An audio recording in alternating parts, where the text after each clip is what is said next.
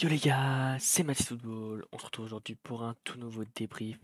Le débrief donc de cette rencontre, le premier match donc de ces éliminatoires de l'Euro entre l'Italie et l'Angleterre. Donc juste avant que ce débrief commence les mecs, j'aimerais tout d'abord vous inviter à vous abonner à la chaîne, voilà, pour me soutenir à donf. Également à liker ce débrief. Voilà, j'espère que je vous le redirai à la fin, mais j'espère que ça va vous plaire. Ça aide pour le référencement et à commenter.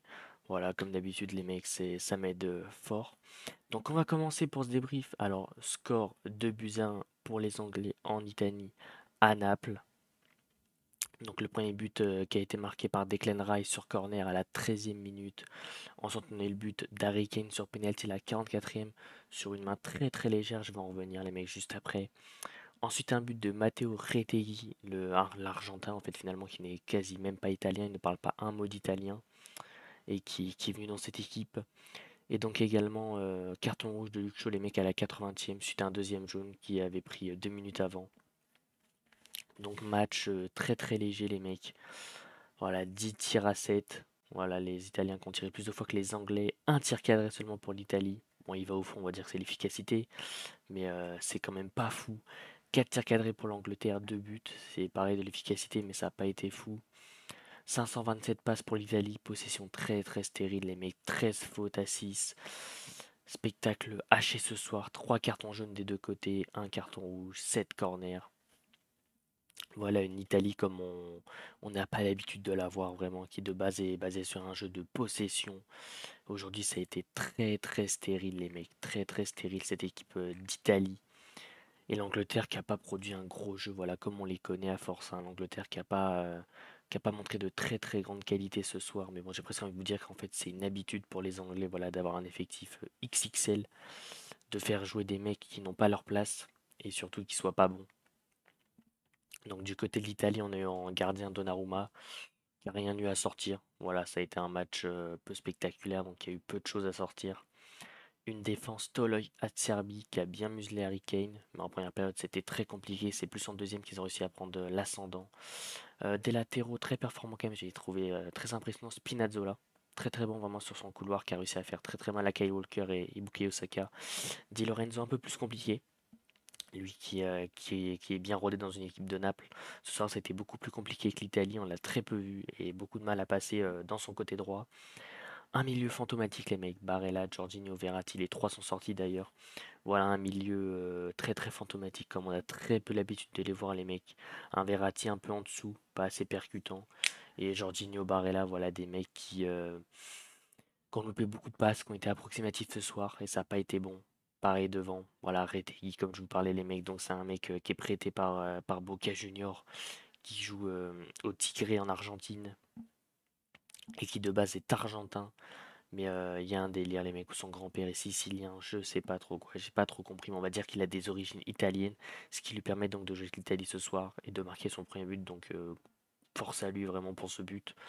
On a ensuite eu voilà, les deux îles Berardi Pellegrini très fantomatiques aussi, qu'on n'a pas vu du tout vraiment une Italie très très complexe en première période.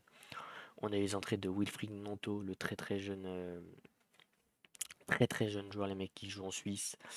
Voilà, qui a apporté un peu, mais qui n'a pas été percutant non plus. Scamacca s'est rentré à la fin, il n'y a rien eu. Cristante et Politano qui sont rentrés en cours de jeu, qui ont un peu plus importé, Tonali aussi. Les trois, voilà, qui ont apporté un peu de structure à cette équipe, même si voilà, c'était toujours aussi approximatif défensivement et même offensivement. D'ailleurs, à partir de la 80e, ils ont eu un quart d'heure pour jouer à 10 contre 11 les Italiens et n'ont même pas réussi à tirer une seule fois. Ça explique quand même le manque d'efficacité de cette équipe.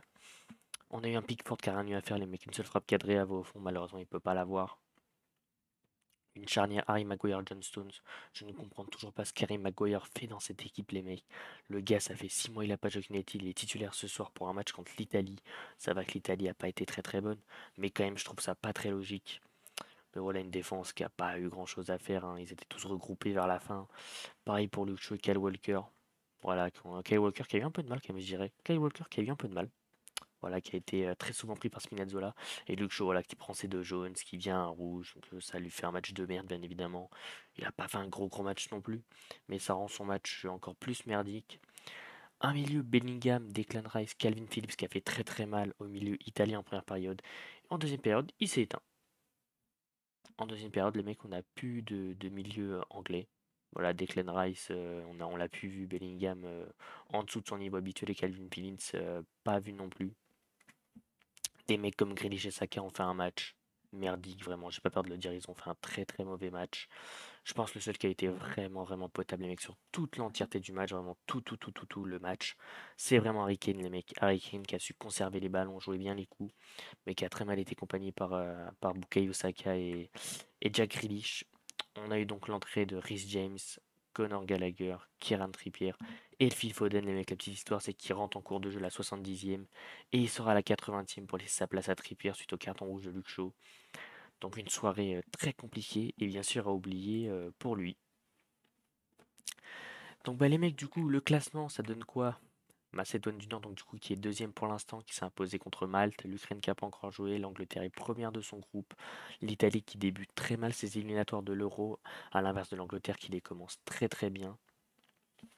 Donc en tout cas, les mecs, il va falloir se relever de cet échec même à domicile. Voilà, attention, on entre à Naples. Les Italiens qui réalisent un très très mauvais match. Les Anglais qui font pas bon match non plus, mais qui mettent leurs deux pions au fond. Et l'Italie n'a pas su se mettre au niveau ce soir. On attendra mieux d'eux dans les prochaines échéances, les mecs. Donc comme d'habitude, si ce débrief vous a plu, je vous invite à liker et à vous abonner, les mecs, ça fait extrêmement plaisir. On a dépassé les 700 abonnés, les gars, vraiment merci, ça fait extrêmement plaisir. Je vous invite à liker aussi, les mecs, pour le référencement, comme d'habitude, voilà, j'ai besoin de ce référencement. Vous pouvez donner de la force du temps, un clic, les mecs, ça vous fait rien du tout, et moi, ça me soutient de ouf et ça me fait trop plaisir. On vise la barre des 10 likes ce soir, les mecs, ça me ferait extrêmement plaisir encore une fois. N'hésitez pas à commenter aussi en me donnant vos tops et vos flops, que ce soit côté italien ou côté anglais. Sur ce, les mecs, c'était Matisse Football. Ciao l'équipe!